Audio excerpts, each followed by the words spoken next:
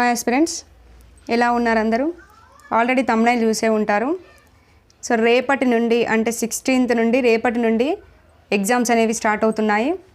So రేపు exam ఉంది అంటే ఈరోజు ప్రిపరేషన్ అనేది ప్రతి ఒక్కరు స్టాప్ చేయాల్సిందే.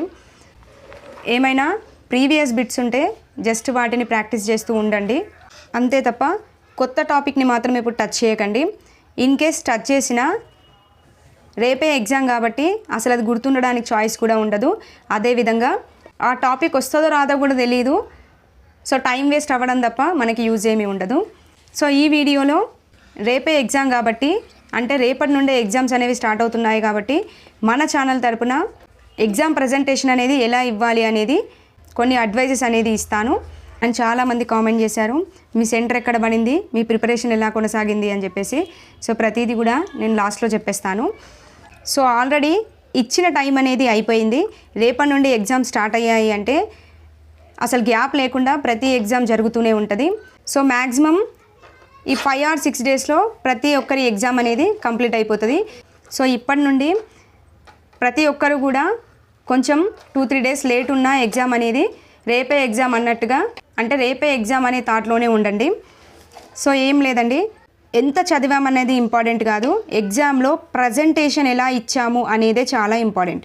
ఓకే, ప్రజెంటేషన్ ఎంత బాగుంటే మనకి స్కోర్ అనేది అంత ఇంక్రీజ్ కావడానికి ఛాయిస్ ఉంటుంది. సో కొంతమంది ఎలా ఉంటారంటే చాలా చదువుతారు, అసలు ప్రతి టాపిక్ని కూడా వదలకుండా చదివే వాళ్ళు ఉన్నారు. సో అంత చదివి కూడా ఎగ్జామ్ ప్రజెంటేషన్ అనేది కరెక్ట్గా ఇవ్వక చాలామందికి స్కోర్ అనేది తగ్గిపోయిందండి. ఓకే, అంటే అనుకున్న స్కోర్ రీచ్ అవ్వలేకపోయారు, అలా చాలామంది ఉన్నారు.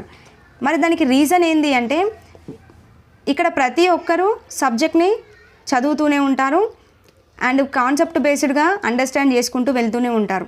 బట్ ఎగ్జామ్కి వచ్చేసరికి ఎందుకు మార్క్స్ తగ్గుతున్నాయి అంటే మెయిన్ రీజన్ టెన్షన్ అండి. ఓకే, ఎగ్జామ్లో టెన్షన్ అనేది పడడం వల్ల చాలా బిట్స్ కోల్పోతామండి.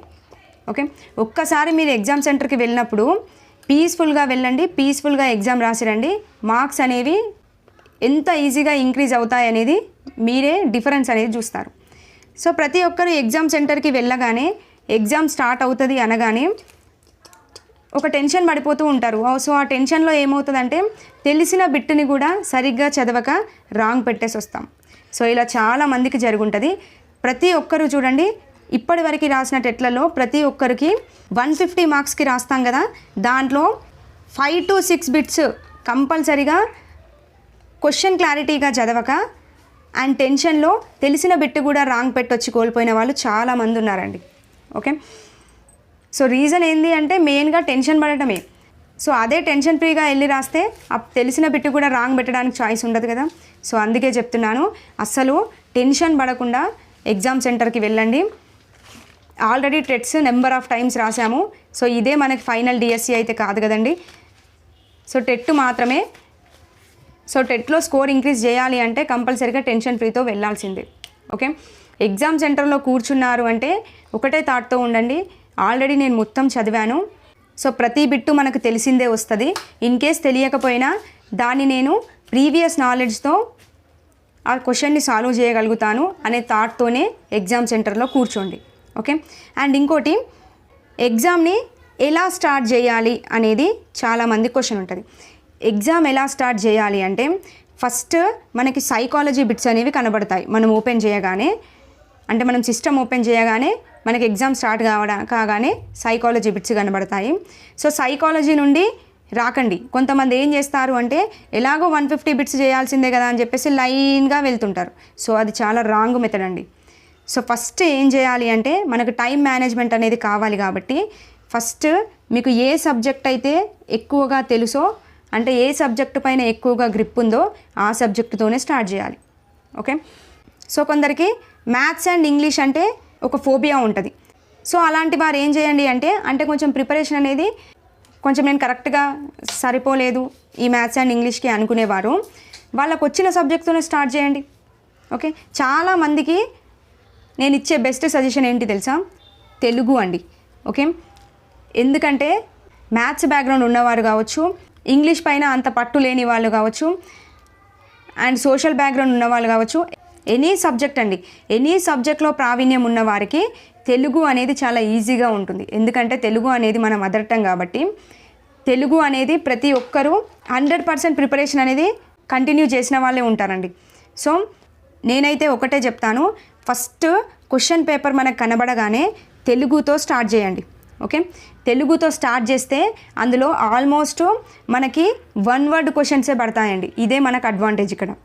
తెలుగు మనం స్టార్ట్ చేసాము అంటే కంపల్సరీగా 1 వర్డ్ క్వశ్చన్సే మనకి కనబడతాయి. సో తెలుగులో కూడా మళ్ళీ ఫస్ట్ పద్యం చూడొద్దండి, పద్యం చూడొద్దు, గద్యం చూడొద్దండి. ఎందుకు తెలుసా? ఫస్ట్ మనం పద్యం చూడగానే అది కొద్దిగా అర్థం కాదు కాబట్టి అక్కడ టైం అనేది వేస్ట్ అవుతుంది. సో పద్యం చూడకండి, గద్యం చూడకండి. తర్వాత ఉండే క్వశ్చన్స్ ఉంటాయి కదా, సో మ్యాక్సిమం 14 క్వశ్చన్స్ ఉంటాయి. ఆ 14 క్వశ్చన్స్ చూడండి ఎంత ఫాస్ట్గా అయిపోతుందంటే 1 మినిట్లో ఈజీగా 3 బిట్స్ అనేవి పెట్టగలుగుతామండి. ఓకే, ఎందుకంటే 1 వర్డ్లో ఇస్తాడు మన క్వశ్చన్ అనేది, కాబట్టి ఈజీగా ఆన్సర్ చేయడానికి చాయిస్ ఉంటుంది. సో ఒక్కసారి నేను చెప్పే మెథడ్ ఫాలో అవ్వండి, కంపల్సరీగా మంచి స్కోర్ గెయిన్ చేయడానికి చాయిస్ ఉంటుంది. తెలుగులో ఫస్ట్ తెలుగుని తీసుకొని పద్యం గద్యం కాకుండా మిగతావి కంప్లీట్ చేయండి. చేశాక గద్యంకి వెళ్ళండి. గద్యం ఈజీగా మనం ఒకసారి చదివితే అండర్స్టాండ్ అయిపోతుంది, టైం అనేది వేస్ట్ అవ్వదు. వెంటనే పద్యంకి వెళ్ళండి, ఈజీగా అయిపోతుంది. ఓకే, తెలుగులో 30 బిట్స్ ఉంటాయి కదా, అంటే ఇంక్లూడింగ్ మెథడ్తో, ఆ ఇంక్లూడింగ్ మెథడ్ కూడా దీంట్లోనే కంప్లీట్ చేసేయండి, చాలా ఫాస్ట్గా కంప్లీట్ అయిపోద్ది. ఓకే, సో తెలుగు కంప్లీట్ అవ్వగానే నెక్స్ట్ మీకు ఏ సబ్జెక్ట్ ఈజీగా ఉంటుందో ఆ సబ్జెక్ట్ని తీసుకోండి. సో ఈవీఎస్ తీసుకోండి, ఆల్మోస్ట్ ఈవీఎస్ అందరికీ ఈజీగానే ఉంటుంది. ఈవీఎస్ తీసుకోండి, వెంటనే సైకాలజీకి వెళ్ళకండి. సైకాలజీ అప్లికేషన్ మెథడ్లో పడుతుంది కాబట్టి మనకు అక్కడ టైం టేకింగ్ అనేది చాలా తీసుకుంటుంది. సో ఈవీఎస్కి వెళ్ళండి. ఈవీఎస్కి వెళ్ళేసి ఈవీఎస్లో మీకు ఏ బిట్స్ అయితే వస్తాయో ప్రతి బిట్ని పెట్టుకుంటూ వెళ్ళండి. ఈవీఎస్ కూడా ప్రజెంట్ నాట్ ఈజీ అండి, ఎందుకంటే అన్నీ కూడా అప్లికేషన్ మెథడ్లోనే పడుతున్నాయి. సో ఎక్కడో ఒక 4 to 5 బిట్స్ మాత్రమే మనకి డైరెక్ట్గా పడుతున్నాయి. సో ఎంతో కొంత నాలెడ్జ్ అయితే ఉంటుంది కాబట్టి మనం ఈజీగా ఆన్సర్ చేయడానికి చాయిస్ ఉంటుంది. సో నెక్స్ట్ ఈవీఎస్ తీసుకోండి. మెథడాలజీ మళ్ళీ సపరేట్గా తీసుకోకండి, ఈవీఎస్ తీసుకున్నప్పుడు అందులోనే కంప్లీట్ చేసుకుంటూ వెళ్ళండి. నెక్స్ట్ ఏం చేయండి అంటే సైకాలజీకి రండి. ఓకే, నెక్స్ట్ సైకాలజీకి వస్తే ఇక్కడ తెలుగు ఈవీఎస్ చేసినప్పుడు మనకి చాలా టైం అనేది సేవ్ అయిపోతుంది. సో అప్పుడు సైకాలజీకి వస్తే ఇక్కడ కవర్ అయిన టైం అనేది మనం ఇక్కడ పెట్టుకోవడానికి చాయిస్ ఉంటుంది. ఓకే, సో సైకాలజీ అయిపోయాక ఇంగ్లీష్కి వెళ్ళండి. ఇంగ్లీష్ అయిపోయాక లాస్ట్ మ్యాథ్స్కి రండి. మ్యాథ్స్ లాస్ట్ ఎందుకు అంటే, సో నాన్ మ్యాథ్స్ వాళ్ళు ఉన్నారు అంటే మనకి ఇక్కడ ఈ సబ్జెక్ట్స్ అన్నీ ఈజీగా కంప్లీట్ అయిపోతాయి. ఇప్పుడు నేను చెప్పిన మెథడ్ని ఫాలో అవుతాయి. కంప్లీట్ అయిపోయాక మనకి చాలా టైం ఉంటుంది.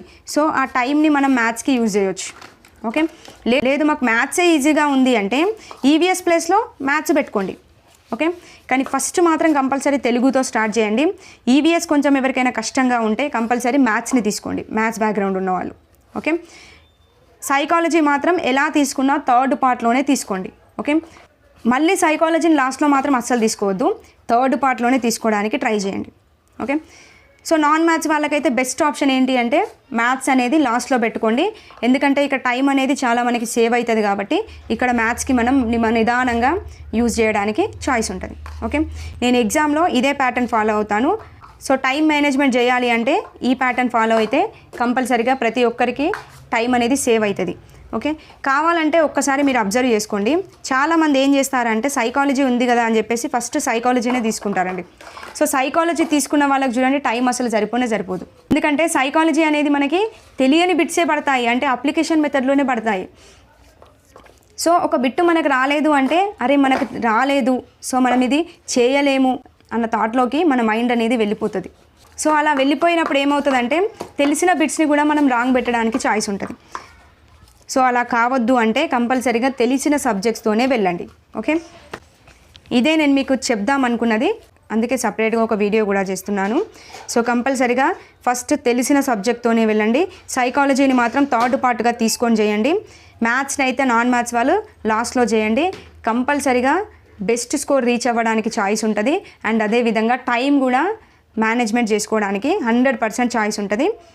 సో ఇది ఒక్కసారి ఫాలో అయ్యి చూడండి. అండ్ ఇంకోటండి, సైకాలజీ అనేది మనకి మొత్తంగా అప్లికేషన్ మెథడ్లోనే పడుతుంది. సో సైకాలజీని ఒక్క బిట్ని కంపల్సరీగా ఒక 2-3 టైమ్స్ చదవడానికి ట్రై చేయండి. ఓకే, ఎందుకంటే ఒకసారి చదివితే మాత్రం బిట్ అనేది కంపల్సరీగా అర్థం అవ్వదు. సో మనకి ఫస్ట్ టైం చదివినప్పుడు ఒక విధంగా అర్థమవుతుంది, సెకండ్ టైం చదివినప్పుడు క్లారిటీగా అర్థమవుతుంది. కావాలంటే అబ్జర్వ్ చేయండి. ఫస్ట్ టైం చదివినప్పుడు నువ్వు ఏ విధంగా అయితే అర్థం చేసుకున్నావో అదే విధంగా మన కింద ఆప్షన్ కూడా ఇస్తాడు వాడు. ఓకే, అదే నువ్వు సెకండ్ టైం చదువుతావు కదా, అప్పుడు నీకు వేరే విధంగా అర్థమవుతుందా, అదే మనకు కరెక్ట్ ఆన్సర్ అవుతుంది. కాబట్టి ఆ ఆప్షన్ కూడా మనకి ఆప్షన్లో పెడతాడు. సో మన మైండ్ని మనం కరెక్ట్ వేలో యూజ్ చేయాలి అంటే సైకాలజీలో మాత్రం బిట్ని కంపల్సరీ 2 times చదవడానికి ట్రై చేయండి. ఓకే, ఇదండి నేను మీకు చెప్పాలనుకుంది. సో ఇప్పుడు రేపే ఎగ్జామ్ ఉన్న వాళ్ళైతే కొత్తగా ఏ సబ్జెక్టు చదవకండి, జస్ట్ ప్రీవియస్ బిట్స్ ఏవైనా ఉంటే అనాలిసిస్ చేసుకోండి, సరిపోద్ది. అండ్ ఇంకోటండి, నేను నా ఛానల్ తరపున చాలా మట్టుకి సబ్జెక్ట్ అనేది అందించాను. సో లాస్ట్ జనవరిలో జరిగిన టెట్లో కూడా తెలుగు అనేది మొత్తంగా కంప్లీట్ చేశాను కంటెంట్ అనేది. అండ్ సైకాలజీ కొన్ని బిట్స్ పెట్టాను అండ్ ప్రీవియస్ బిట్స్ అనాలిసిస్ చేశాను. ఆ వీడియోస్ అనేవి చాలామందికి యూజ్ అయ్యాయి అని చెప్పారు లాస్ట్ టైం టెట్ రాసిన వాళ్ళు. నాకైతే చాలా హ్యాపీగా అనిపించింది. సో ఈసారి ఏం చేశానంటే అంతకు రెట్టింపుగా సబ్జెక్ట్ నాలెడ్జ్ అనేది అందించాను. సో చూడండి, నా ఛానల్ రెగ్యులర్గా ఫాలో అయ్యే వారికి మాత్రం తెలుగు కంటెంట్, తెలుగు మెథడాలజీ పరంగా ఎలాంటి డౌట్ లేకుండా ప్రతిదీ ఎక్స్ప్లెనేషన్ ఇచ్చాను. అదేవిధంగా ఈ ప్రీవియస్గా ఉన్న డేస్లలో మెథడాలజీకి సంబంధించి మొత్తం కాన్సెప్ట్స్ అనేవి ఎక్స్ప్లెనేషన్ ఇచ్చాను. అదేవిధంగా ప్రతి బిట్ని కూడా, ప్రతి ప్రీవియస్ బిట్స్ని కూడా అనాలిసిస్ చేశాను. అంటే ఆ ప్రీవియస్ బిట్స్లోనే కాన్సెప్ట్ అనేది ఇంక్లూడ్ చేశానండి. సో ప్రతి ఒక్కరికి యూజ్ అవుతుందని అనుకుంటున్నాను. సో మన ఛానల్ తరపున అయితే మెథడ్కి సంబంధించి ఆల్ మెథడ్స్కి ప్రీవియస్ బిట్స్ అనాలిసిస్ చేశాను అండ్ తెలుగు సబ్జెక్ట్ మొత్తంగా పెట్టాను. అండ్ సైన్స్ అనేది 6th క్లాస్ కంప్లీట్ చేశాను, 6th క్లాస్ సోషల్ కూడా పెట్టాను. జస్ట్ నా వీడియోస్ చూసుకొని వెళ్తే కంపల్సరీగా మెథడ్లో అయితే మంచి స్కోర్ అనేది గెయిన్ చేయడానికి ఛాయిస్ ఉంటుంది. ఓకే, నా వీడియోస్ ప్రతి ఒక్కరికి ఇప్పుడు రాసే ఎగ్జామ్లో యూజ్ అవ్వాలని హార్ట్ఫుల్గా కోరుకుంటున్నాను. అండ్ మీరు ప్రిపరేషన్ ఎలా చేశారు అని అడిగారు. ఆల్రెడీ మీ అందరికీ తెలిసిందే, మా ఫ్యామిలీలో ఒక ఇన్సిడెంట్ జరిగింది అని చెప్పేసి, మా అన్నయ్య వాళ్ళ బాబు చనిపోయాడని చెప్పాను. సో ఎగ్జాక్ట్గా ఏమైందంటే May 5th చిన్నోడు ఎక్స్పైరీ అయ్యాడు. సో నేను May 1st నుండి ప్రిపరేషన్ అనేది కంటిన్యూ చేద్దామని చెప్పేసి కూర్చున్నాను. బట్ ఇలా 5th ఇలా జరిగేసరికి అక్కడే వెళ్ళాను. మ్యాక్సిమం డేస్ అన్నీ కూడా అక్కడే టైం స్పెండ్ చేయడం జరిగింది. సో నేను కరెక్ట్గా ప్రిపరేషన్ కంటిన్యూ చేసింది ఎప్పటి నుండి అంటే జస్ట్ ఒక 1 week అవుతుందండి. 1 week నుండి జస్ట్ ర్యాపిడ్గా రివిజన్ చేసుకుంటూ వెళ్ళాను అంతే అండి. అంటే మెయిన్గా వచ్చే కాన్సెప్ట్స్ ఏంది అని చెప్పేసి ర్యాపిడ్గా డైలీ ఒక సబ్జెక్ట్ పెట్టుకొని రివిజన్ చేసేసాను. ఎందుకంటే నేను ఈ టెట్కి అసలు టైం ఇవ్వలేకపోయాను. ఈ ఒక్క ఇన్సిడెంట్ జరగకపోతే 100% ఈసారి 130+ స్కోర్కి ట్రై చేద్దాం అనుకున్నాను. బట్ ఈసారి అంతగా ప్రిపరేషన్ అయితే లేదు. బట్ అటెంప్ట్ అయితే ఇస్తాను, డెఫినెట్గా మంచి స్కోర్ గెయిన్ చేయడానికే ట్రై చేస్తాను. సో నేను ఈ ఇన్సిడెంట్ జరిగిన తర్వాత కూడా నా ఛానల్లో అయితే వీడియోస్ ఆపలేదండి. ఎందుకంటే నేను ఎలాగో కంప్లీట్గా ప్రిపరేషన్ అనేది చేయలేదు. బట్ నా ఛానల్ని నమ్ముకున్న వాళ్ళకి ఎంతో కొంత నా తరపున సబ్జెక్ట్ నాలెడ్జ్ అందించాలి. సో వారి సక్సెస్లో నేను కూడా భాగం కావాలి అనే ఇంటెన్షన్తోని అలాంటి టైంలో కూడా నేను వీడియోస్ అనేవి అప్లోడ్ చేశాను. సో మీ అందరికీ తెలిసే ఉంది. ఎందుకు అంటే మన సబ్జెక్ట్ కంటెంట్ నమ్మి ఎదుటి వాళ్ళు ఉన్నారు అంటే వాళ్ళకి ఎంతో కొంత సబ్జెక్ట్ నాలెడ్జ్ అనేది జెన్యూన్గా ఇవ్వాలి అనేదే నా ఇంటెన్షను అండ్ నా ఛానల్ యొక్క మోటివ్ కూడా అదే. సో అందుకే అలాంటి టైంలో కూడా నేను వీడియోస్ అనేవి అందించాను. సో ప్రతి ఒక్కరు యూజ్ చేసుకున్నారని అనుకుంటున్నాను. సో ప్రతి ఒక్కరికి ఆల్ ది బెస్ట్ అండి. ఎగ్జామ్ అనేది చాలా మంచిగా రాయాలని కోరుకుంటున్నాను. అండ్ నాకైతే ఎగ్జామ్ వచ్చేసి రేపే ఉంది. సో నేను రేపు ఎగ్జామ్ రాసి వచ్చిన తర్వాత పేపర్ ఎలా వచ్చింది అనేది అనాలిసిస్ చేసి పెడతాను. అండ్ ప్రతిరోజు జరిగే పేపర్స్ కూడా అనాలిసిస్ చేస్తానండి. సో మ్యాక్సిమం పేపర్ అనేది మోడరేట్గానే వస్తుంది అనిపిస్తుంది, ఎందుకంటే లాస్ట్ టైం కూడా అలాగే వచ్చింది.